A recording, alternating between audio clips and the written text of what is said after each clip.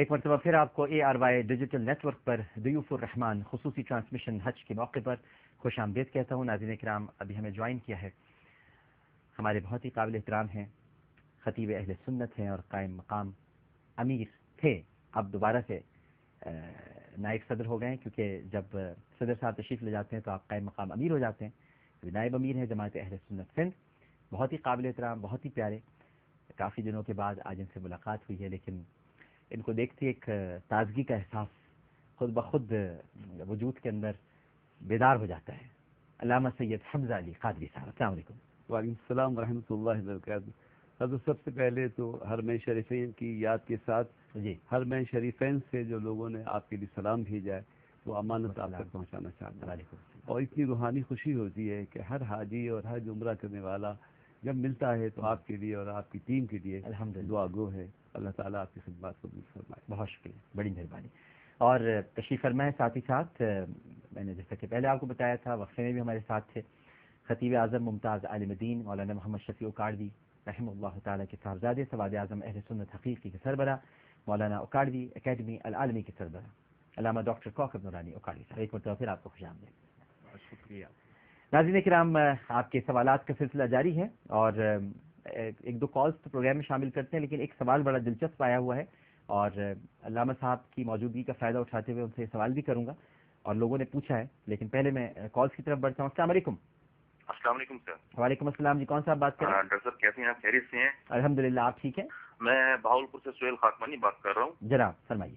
Doctor صاحب میرا ایک سوال تھا کہ ایک تو حج کی جو بیسک ارکان ہیں، فرائض ہیں، وہ تھوڑا سا بتائیں گے. اور دوسرا یہ ہے کہ جس وقت حج اکبر آتا ہے جمعہ کے دن جی اور 2 خطبے دیے جاتے ہیں، جی تو یہ کہا جاتا ہے کہ جی یہ جو دوسرا پہلا خطبہ اور حج کا اور پھر دوسرا خطبہ جمعے کا، تو اس میں یہ کہا جاتا ہے کہ یہ بات جو ہے نا حکومت پر عائد آ جاتی ہے، جو حکومت گر جاتی ہے، یہ ہو جاتا ہے، وہ ہو جاتا ہے. تھوڑا سا اس کے اوپر تھوڑی تشریح کر دیجیے گا کہ ایسا یہ ہے کہ نہیں ہے اسلامی نقطۂ اچھا، نگاہ. خطبوں کے بارے میں بھی تھوڑا سا آپ کلیئر کر دیں گے، ویسے بتا دیں گے خطبوں کے بارے میں بھی آپ کو کلیئر کرا دیتے ہیں ابھی. اور دوسرا آپ کا جو سوال ہے اس کو بھی شامل کر لیتے ہیں، حکومت گر جاتی ہے کہ نہیں گرتی، یہ بھی بالکل شامل کر لیتے ہیں. بالکل ٹھیک ہے، بالکل ٹھیک ہے. ایک اور کالر موجود ہے ہمارے ساتھ. السلام علیکم. السلام علیکم. وعلیکم السلام. جی فرمائیے. جی عامر بھائی، تو میرا سوال ہے کہ مطلب جب حاجی آتے ہیں بندرگاہ پہ، جی جی ٹھیک ہے، انہیں لوگ ملتے ہیں اور ان سے گلے ملتے ہیں اور پھول ان پہ نشاور کرتے ہیں اور ان کے لیے مطلب ضروری ہو جاتا ہے کہ وہ آ کے ہم لوگوں کا کھانا کریں اور اس طرح کریں. بہت سے لوگ ان پہ آبجیکشن کرتے ہیں کہ بھائی حج کر کے آئے ہیں اور ہمیں کھانا نہیں کھلایا اور ایسے نہیں کیا. تو یہ شرعی لحاظ سے یعنی اس کا کیا حکم ہے؟ وہ خود کہتے ہیں جو حج کر کے آئے کہ ہمیں کھانا نہیں کھلایا. لوگ خود کہتے ہیں. اور نہیں، جو حج کر کے آتے ہیں وہ کہتے ہیں. نہیں حاجی صاحب نہیں کہتے. حاجی لوگ تو آتے ہیں حج کر کے، لیکن جو لوگ ملنے جاتے ہیں نا وہ بعد میں اپنے ہی گھروں میں جا کے کہ دیکھو بھائی حج کر کے آیا، اب اس پہ فرض تھا کہ ہم لوگوں کو کھانا کھلاتا پیٹ بھر کے، لیکن اسے نہیں کھلایا. یہ بہت سے لوگ آبجیکشن کرتے ہیں. دوسرا مجھے یہ ہے کہ مطلب میری یہ پرسنل سوال ہے کہ ہم میاں بیوی ایک دوسرے سے بہت پیار کرتے ہیں، اس کے باوجود ہم لوگوں کے بہت کلیش رہتے ہیں. ہر دوسرے تیسرے دن بغیر کسی وجہ کے مطلب اتنا جھگڑا ہو جاتا ہے، ہمیں سمجھ نہیں آتی. تو پلیز اس کے لیے مفتی صاحب سے ضرور کچھ پوچھ کے بتائیے گا، کیونکہ آپ کا وہ رمضان المبارک میں بھی پروگرام تھا، بہت اچھا، میں دیکھتی رہی، تب بھی کال کرتی رہی، کال نہیں ہوئی تھی. جی ضرور پوچھتے ہیں، بالکل پوچھتے ہیں. بالکل ٹھیک ہے، سوالات آگے ہیں، لیکن ایک سوال علامہ صاحب آپ سے آغاز کرتے ہیں. یہ جو جانوروں کے نام رکھ دیے گئے ہیں، گجنی، چلبل پانڈے، باڈی گارڈ، یہ جانوروں کے نام ہیں اور آپ کو پتہ ہے سارے اداکاروں پر اور ان پر. اب یہ تو قربانی کے جانور ہیں اور باقاعدہ بڑے ٹیلی ویژن پر ان کے دکھائے جاتے ہیں کہ گجنی آ گیا ہے مارکیٹ میں 8 لاکھ اس کی مالیت، اس کی قیمت ہے، گائے کی، بیل کی ہے، جو بھی ہے، اور چلبل پانڈے کی قیمت 10 لاکھ ہے. تو یہ جو ہم کر رہے ہیں یہ اچھا کر رہے ہیں؟ مجھے اجازت دی ہے وہ تو آپ کا کمال اور ان کا جمال ہم نشی کا اثر کرے مجھ پہ. تو حقیقت یہ ہے کہ قربانی کے جانور ہیں ان سے محبت کرنی چاہیے. جانوروں کے نام رکھنا بھی حضور کی سنت ہے. سرکار کی سواریوں کے نام خطبہ دیا وہاں پہ. اور یہاں تک کہ جو قربانی کے جانوروں سے محبت کرتا ہے، ان کو سجاتا ہے، قربان گاہ تک محبت سے لے جاتا ہے. اطلاقی خصوصی اس آیت کا تو قربانی کے جانوروں ہی کے لیے تھا کہ اللہ تعالیٰ نے فرمایا اعوذ باللہ من الشیطان الرجیم وَمَن يُعَظِّمْ شَعَائِرَ اللَّهِ فَإِنَّهَا مِن تَقْوَى الْقُلُوبِ. جو اللہ کی نشانیوں کی تعظیم کرتا ہے حقیقت میں وہ مجھ سے محبت کرتا ہے، اس کا دل مجھ سے ڈرنے والا ہے۔ آپ کے سوال کے میں دو حصے بناتا ہوں کہ نام رکھنا تو چاہیے، محبت بھی کرنا چاہیے، سجانا بھی چاہیے، لیکن نام اچھے رکھنا چاہیے۔ وہ جو کہتے ہیں نا غیر خدا اللہ کا نام جانور پہ نہ لو، تو ہم کہتے ہیں کہ جانور کو اللہ کے نام سے پکارو گے، ہمیشہ غیر اللہ کے نام سے پکارو گے۔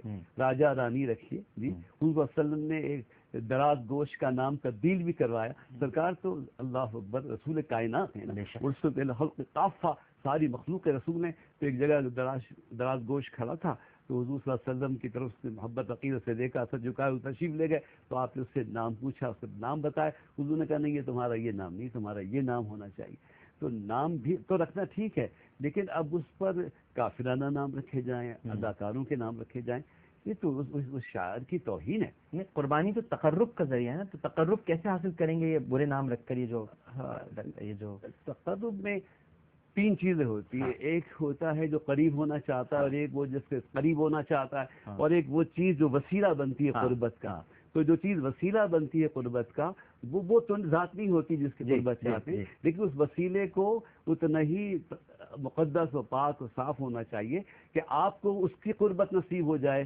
یہاں تو معبود کی قربت، اللہ کی قربت چاہتے ہیں، تو اچھے نام رکھیں اور ان کی تشہیر بھی اس طرح نہ کریں۔ اور جہاں تک بہت قیمتی جانوروں کو ریاکاری تک دکھانا تو اور بات ہے، لیکن خود اپنی خوشی سے بہترین جانور لا کر ذبح کرنا، اپنی استطاعت کے لحاظ سے ذبح کرنا۔ اصل میں ڈاکٹر صاحب یہ جو فقہی مسائل کی باتیں تو ہو رہی ہیں، لیکن یہ جو حج کا سفر ہے نا، یہ محبتوں کا نسبتوں کا سفر ہے۔ یہ بندگی کا اگر عریضہ ہے تو یہ مظہر عشق کا فریضہ ہے، یہ بہت دیوانگی کا سفر ہے۔ اگر یہ رکن حج کا نہ ہوتا نا، اللہ اکبر، تو یہ اندازہ ہی نہیں تھا کہ اللہ کبھی یہ بھی چاہتا ہے کہ میرا نام زور سے پکارا جائے۔ اپنے گھر تمہارا جی چاہے مجھ سے ملنے کو، تو مجازن اس نے ایک گھر کو اپنا گھر کا فرما دیا کہ تم مجھ سے ملنا چاہو تو اس گھر کے پاس آنا، ایسا ہے جیسے میرے دروازے پہ کھڑے ہو۔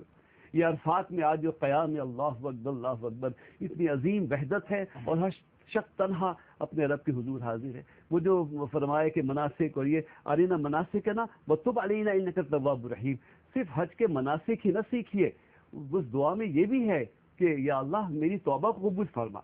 یعنی وہ مناسک تو آپ ظاہر ادا کیجئے، کیونکہ مثال کے بغیر مثال نہیں ہو سکتا۔ تو یہ جو مظاہر ہیں، جو تمثیلات ہیں، لیکن اندر ایک روحانی سفر ہے جو بندے کو رب سے قریب کر رہا ہے۔ بندہ اگر مال سے محبت کر رہا ہے تو مال تقسیم کرتا ہے، اپنے گھر سے محبت کرتا ہے تو گھر چھوڑتا ہے، ذی قارب کو زینت، ہر چیز چھوڑ کر رب کی رضا چاہتا ہے۔ تو حضرت یہ سارا سفر ہے جس میں اتنے مسائل پیش کیے جا رہے ہیں، بیان کیے، تو اپنی جگہ ہے اس کے۔ اور یہ پھر ایک بات یہ ہے کہ کتنی بھی محبت اور عشق ہو جائے، اللہ اکبر، محبت مقامات، کبھی مقامات سے گزر کر محبت ہوتی ہے، کبھی محبت مقامات سے گزارتی ہے، لیکن مقامات سے گزر کر کبھی مقامات سے گزر کر محبت ہوتی ہے، اور کبھی محبت مقامات سے گزارتی ہے۔ لیکن دیکھیے حج کا سفر بتاتا ہے کہ مقامات کا اور اوقات کا تعین تمہیں بتائے گا کہ تم حد سے کہیں نہ گزر جانا۔ اللہ اکبر، مقام کے بھی حدود ہیں، اوقات کے بھی حدود ہیں، اللہ اکبر، مناسک کے بھی میری واجبات اور اس کے تقدیم و تاخیر، اور پھر ساری محبت اور عشق کے باوجود شریعت غالب رہتی ہے۔ اللہ تعالیٰ قبول فرمائے۔ علامہ صاحب، ڈاکٹر صاحب، جیسا کہ شاہ صاحب نے گفتگو کی، قرآن میں واضح ہے وَالْبُدْنَ جَعَلْنَاهَا لَكُم مِّن شَعَائِرِ اللَّهِ، قربانی کے جانوروں کو شعائر اللہ کہا گیا ہے۔